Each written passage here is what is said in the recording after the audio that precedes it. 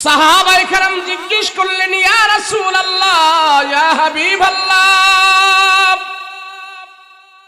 রাসূল গো, বিনা দলিলে মানি আল্লাহ এক, পয়গম্বর আমরা মানি আল্লাহ এক, আল্লাহর জন্য আমরা কোনো দলিল চাই না, আমরা আপনার কথার জবানে বিশ্বাস করি এক আল্লাহ।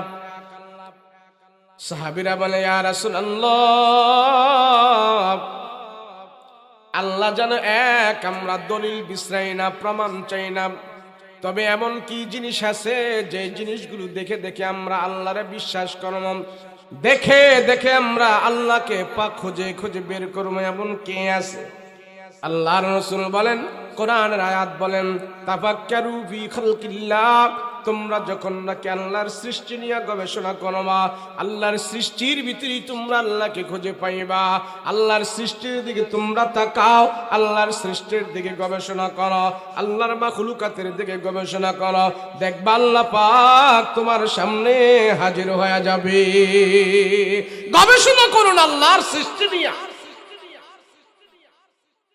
এক কবি সুন্দর করে আল্লাহর সৃষ্টি নিয়ে কথা বলেছে, কয়, আচ্ছা মানুষ বল দেখি, রাত্র কেন কালো, চাঁদ সূরজ কোথা হতে পেল এত আলো, পশু পাখি কয় না কথা, মানুষ কেন কয়, বল বল বল মানুষ এসব কেমন করে হয়, ফুলগুলি সব নানান রঙে কেমন করে হয়, পাতাগুলো সবুজ বটে ফুলের মতো নয়, দুধ কেন হয় সাদা, মরিচ কেন ঝাল, আমগুলি পাকলে আবার কেমনে তা হয় লাল। আমরা মানুষ বাস করি ভাই এই দুনিয়ার রঙে, হাতের রেখা আর চেহারা মিলে না কারো সঙ্গে, আর মিলে না কথার ধরন আঙ্গুলের টিপ, আল্লাহ আছে একজন, এবার প্রমাণ হলো ঠিক।